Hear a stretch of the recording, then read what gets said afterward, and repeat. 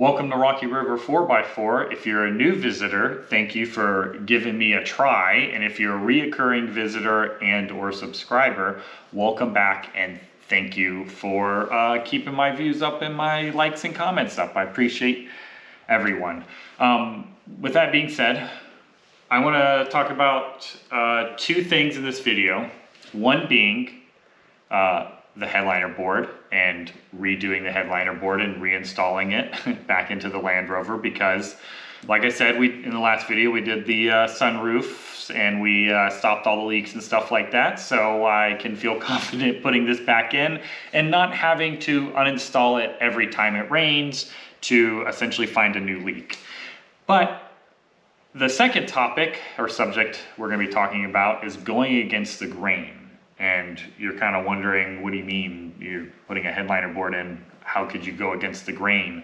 I'm painting it, guys. I'm painting it, and a lot of you probably think that's a terrible idea and or that's already been done. How is that really going against the grain? Well, when I say that it's going against the grain, maybe it is a good idea, and there's just not a lot of people talking about it being a good idea. But when I went to imagine how I want to redo the inside of my Land Rover, the interior, and I was looking at the old headliner board, which you can see there's two of them up there.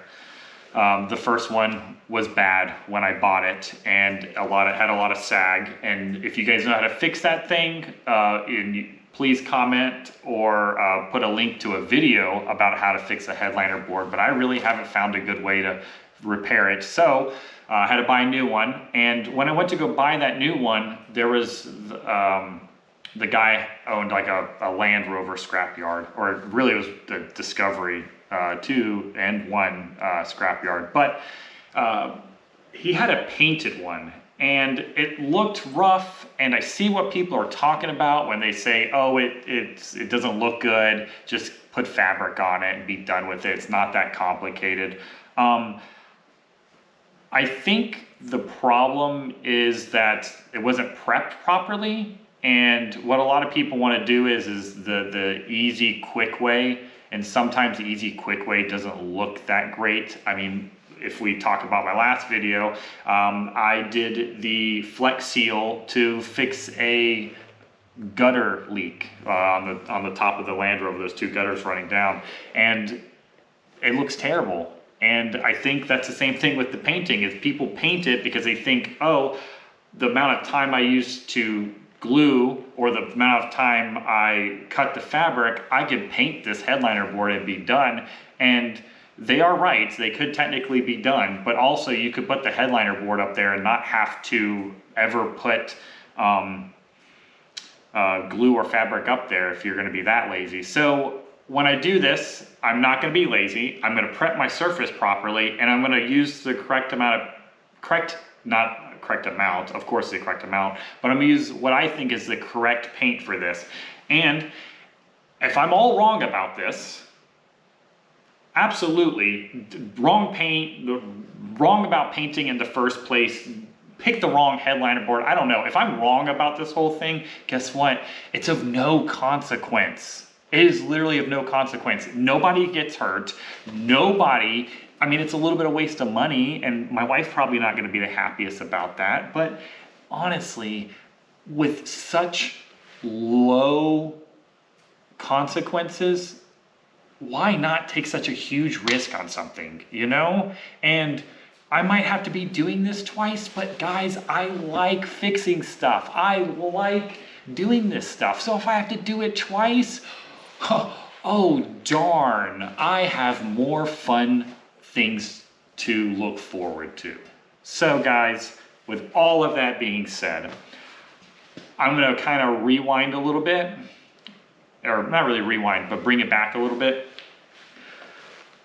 We're going to take those two headliner boards down, and I'm going to put them over here, and I'll show you guys them, and we're going to kind of, man, that was a weird way to say kind of. We're gonna kind of put them side by side, compare them, and talk about all the things that are involved with what I did the last one and what I'm going to be doing for the new one. So let's get into position. Alrighty, so you can tell, old board, newer board.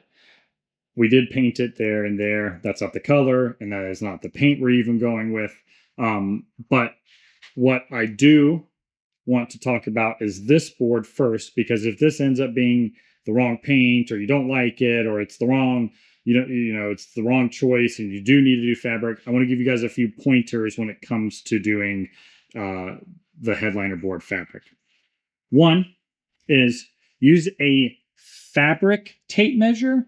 And the reason why I say that is I use a regular tape measure, like a construction one, and it went from here to there, and it didn't curl down the sides and follow all these bumps and ridges and stuff like that. So as you can tell, I ran out of fabric because my measurement, even though I measured twice, it was wrong because I didn't realize that all of this going down was going to eat up that many inches. So learn from that. Then you can tell there's two fabrics. Now, this outside fabric is not a wrong choice. It's stain proof, it's water resistant. It is a good fabric choice. And the reason why I went with not two different fabrics, but layered fabrics, is because it's very thin. So I thought it was gonna be really noisy in the inside, and the roof will be hot because it's not very insulated and stuff like that. So I ended up doing a headliner fabric right underneath it, as you can see right here. And two problems. One is the fabric glue, and no matter what glue I picked, it didn't want to glue the two fabrics together. So that happened. Second thing that happened was because it was so well insulated now because of the two fabrics, it would short out my electronics. So my sunroof would open randomly, the lights would turn on. So it was essentially cooking everything on the inside. So don't do double fabrics, do one. Probably just do headliner fabric unless you exactly know what you're doing, because you can come across a lot of problems like I did.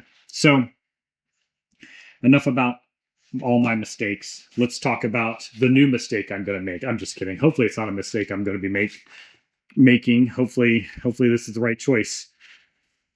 This is a newer board. It's not even prepped yet.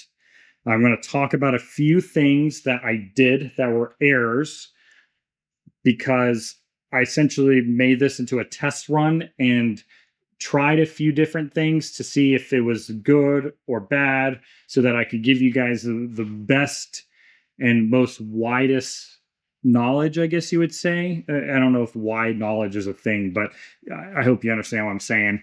So all these little spots, all this is all the glue. Now, we got to get that glue off and or make it flat. It's not lumpy,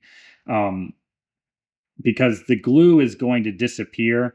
The texture part of it is what people don't like, and that's coming from the glue. Because technically, this board, though it is textured a little bit, because of the material it is, it's not as you're not going to tell once you start painting it if you put enough layers on it. What you're going to see is the high points of the glue. So while I was essentially turning this into a test dummy, I figured out two things. One is that these layers are very delicate, so you don't want to use a very aggressive sandpaper and or brush of any sort to get that glue off. You'll end up tearing it up just like that. So we did technically screw this up, and put ourselves in a pretty gnarly position to be painting this. Now, if we glued this, you would never know. Or sorry, if we didn't glue it. I mean, if we glued it and put fabric on it, you would never know. All this would be fine. We could get away with how terrible it looks the way it is, and all the blemishes I added to it. But we're going to paint it. So we will prep this and we'll figure out how I solve this problem. I'll let you guys know later on in the video what cured this, and maybe I'll do a portion of the video of how I cured it. But I want to go ahead and talk about how I'm going to prep it, which is I'm going to get sandpaper and really fine sandpaper, and I'm just going to spot everything by hand. I'm just going to slowly go over the top of it and just try to get it as even as possible. You know, this is going to be a lot of sandpaper, touch it, because I can easily go through these layers. As you can see, this green layer is not very thick. And like I said, you just want to get it smooth. You don't want to get rid of the glue. The paint will hide the glue. You need to just get it smooth. So what I went with when it came to paint, which you might have seen it already, but not because I did it on purpose, but I did a lot of research. A lot of people said wood paint. A lot of people said outdoor paint. A lot of people said all like paint that can just cover everything. And when I did this research for like getting which paint I was going to go with, I kind of looked at this and went, you know, it's kind of close to drywall, you know, like the texture, and you know, it's going to be on the inside, and I'm not crossing any water, so I shouldn't get the roof wet. So I'm not so concerned about the roof getting wet now that I fixed all the, I fixed everything. But I ended up going with indoor paint. I don't know if it's exactly the right choice, but we're going to try it and we're going to see what happens. And like I said, if it goes terribly, I'll take the paint off and we will put fabric on it or something. But this is what we're going to go with. The Valspar is not sponsoring this at all. This is what I picked up from my local hardware store. I won't even mention the hardware store because it's not sponsoring this either. And we still don't have any sponsors. So hopefully one day we can be talking about sponsors, and not just regular sponsors that are actually sell a good product. But we're going to be painting Valspar 2000 flat black on this. And you know what, guys? Let's go ahead and start prepping this, and let me show you how I'm going to do it. Alrighty. So we're going to prep this board, but before I talk about prepping this board, I want to mention that you probably see Ope and a few bag clips behind me. I glued a few of these together. They were curling at the ends, and I just wanted to glue those back up and put some clips on them. Now the one that Ope is holding up is actually because whoever had this before me, it looks like they accidentally cut it with a Sawzall as they were probably trying to cut something else out. So he's just holding it up and holding the piece up so that it can glue itself. Hopefully that works. And then maybe with that little bit of a mini project, maybe that is an indication on how to repair that other one. But I'm not doing that. I'm hoping someone will tell me the proper way to do it, and then I can just do it that way instead of guessing. Enough about repairs and gluing. Let's talk about the prep work. Now, you do want to wear a mask. This will create a little bit of dust. You don't want to breathe that in. You can do it in a non-ventilated area when you're doing the prep work, but when you actually go to paint it, make sure that you're in a well-ventilated area. We will be doing this in the garage, but I'm going to open up the garage door and turn on a fan that's over there so that I can kind of create some ventilation, some air circulation through this, so that, you know, I'm being safe about it. Now, I chose 80 grit at first, and it was too rough. It was essentially peeling everything up. I didn't want to peel it. I just want to kind of, like I said, smooth it out. So this is 120. Now, I didn't go any higher in grit because I just discovered that this worked. So I'm not saying the higher grit stuff won't work. I just didn't try it. So you're welcome to try it, but 120 is good. I have this block out to mention that I'm not using this. There's a lot of crevices and I don't think that I can get in them as well. And I don't think that I have as much control with it. Like I said, I'm not trying to get this, we're not fighting wood, we're fighting essentially like a fabric-esque thing. So you don't need to be super aggressive and really, get in there. I'm gonna do a time lapse and I'm gonna talk about 3 things during the time lapse. We're gonna start on this side because this is undamaged. It's probably what you'll start off with. Now we do have that portion, but that's just paint. There's nothing wrong with it. So I will talk about this as I'm doing it during the time lapse. And then we'll talk about this back side because on this back side, like mentioned earlier in the video, it's a little bit more damaged and I want the people who don't need this portion to be able to skip that portion of the video so you don't, have to listen to more than you need. Now, another thing, the third thing we'll talk about is essentially trailblazing and going against the grain. And this example and situation that I'm going to be talking about actually came from my work, and I ended up being wrong in the situation. So I want everybody to hear. So let's go ahead and start prepping this. So there's not a lot to comment when it comes to the side that we're doing right now. I'm just kind of doing some spot sanding, looking out for those rigid areas because of the glue or just kind of anything that makes the board textured. And you'll see that I grabbed, tear off little pieces of the sandpaper to get inside the crevices. Make sure when you're doing this that you're not really digging into it, that you are just sanding. You don't want to make holes in this thing, and you can quite easily do that. You'll also notice that I grab a leaf blower and try to blow off some of the dirt or dust and stuff like that. What I noticed is after I sanded, it is almost like the dust would collect in those spots where I'm sanding, and so it still feel like it's kind of rigid, or not rigid, but has some bumps and stuff like that. And I kind of mistaken it for the glue. It wasn't that. It's just this, the dirt collected. So you just gotta get that off. You do have to get all of it off before you paint because you don't want to paint on top of a dirty, dusty surface. I'm gonna let this skip forward a little bit, and you can kind of see me do the rest of it. There's not much to note, but once we get to that back side, I'll start talking about that again.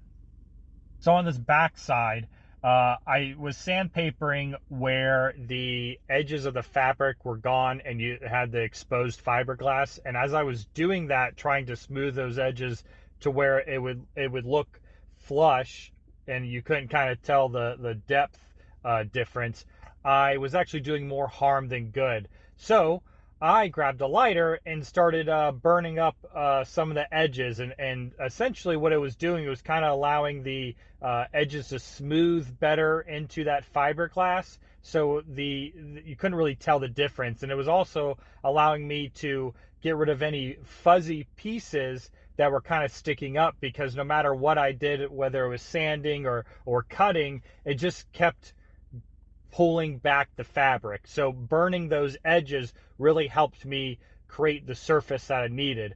And what you'll see later on in the video is that you won't really be able to tell where there's fabric and where the fiberglass is bare. It all kind of smooths out in the end, and it all kind of gets coated enough to where it doesn't show, the fiberglass is a different texture than the fabric. So as long as you try your best to be as gingerly as possible and try to get rid of the fuzzy pieces and the ends and make sure nothing's sticking up, it all in the end will look good and it will be a well prepared surface.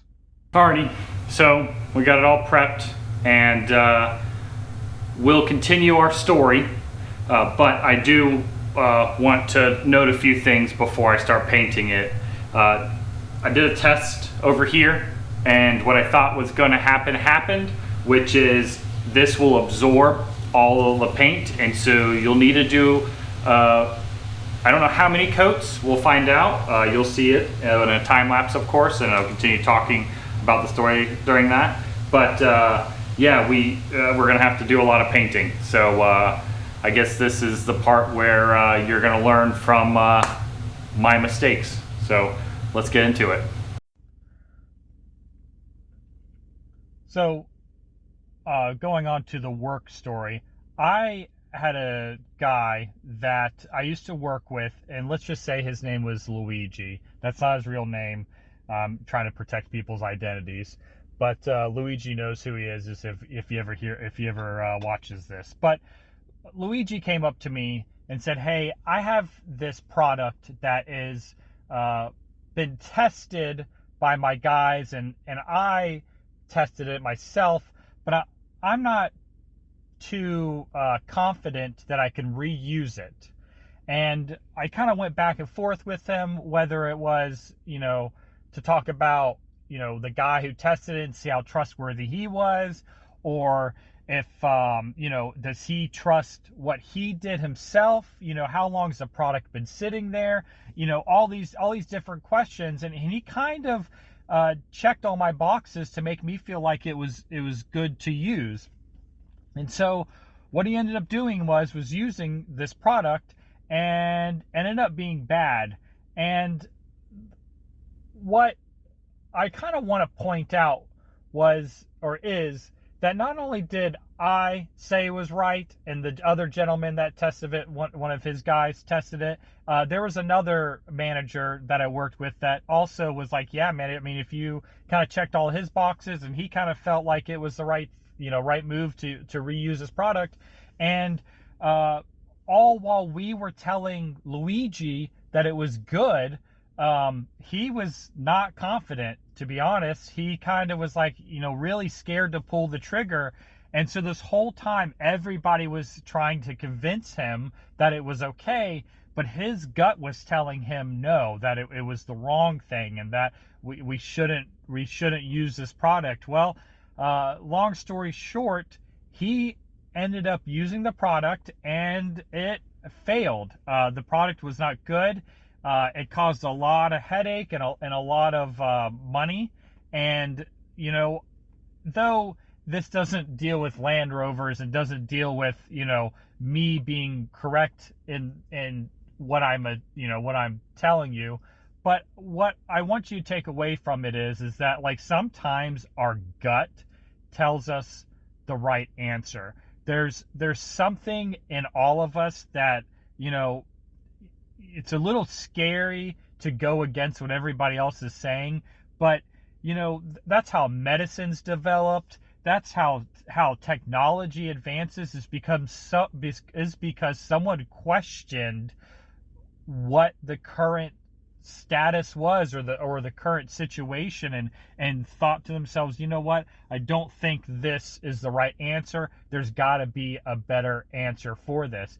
And that kind of what wraps me back into this whole project. The fact that I've been told a lot that painting your headliner board is not the right way to go. It's going to look bad. You're gonna really regret it. It's a lot more work. You could just put fabric on it and be done with it. And as I'm recording this, I don't know the end result yet. I'm still in the middle of installing it, or really painting it, installing it, and stuff like that. So what I want you guys to take away from this is do your research, but question the sources. Think about where other people failed and where maybe you could do better to make whatever you're trying to do work.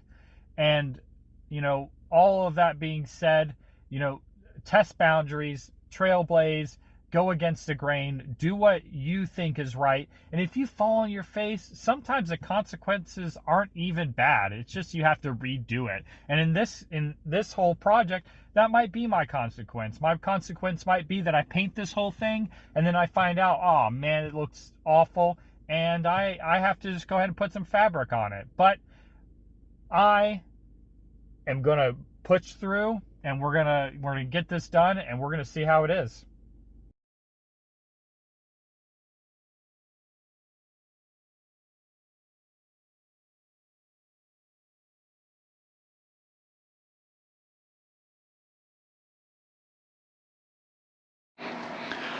Alrighty guys, we're done.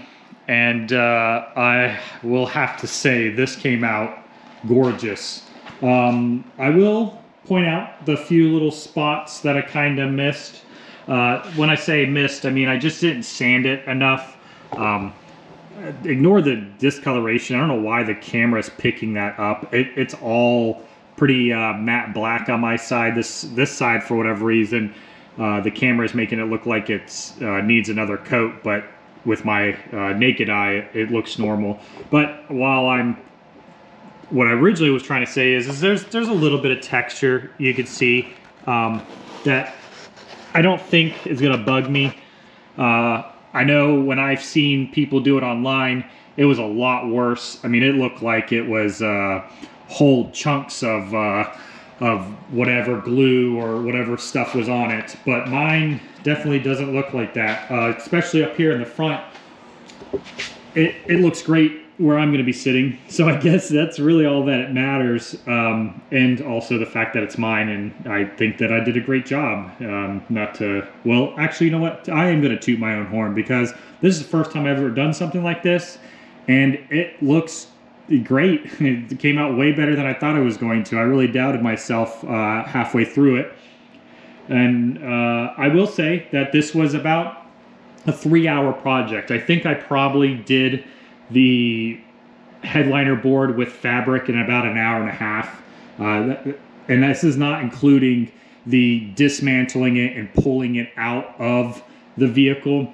I wasn't going to add that time to both ones. I would say that if I were to add those times, you could probably add another hour to an hour and a half to my guesstimated time for completion. But all that being said, I'm going to turn this into a 2-part video. I'm pretty much done with the headliner board. This next section or next part I'll do is actually going to be me installing it and then the final product. So with all that being said, I'm like I said, I'm super happy, and I am so glad I was able to do this, and I hope that it inspires other people to do it. You know, I did all black, and I think that if I was a little bit more artsy fartsy, I'd be able to, you know, do some designs and stuff like that. But I think the way it looks now, it creates a great base for the more creative people. And that's it, guys. We're gonna go ahead and cut the video, and we're gonna go and install this. I will see you on the next video.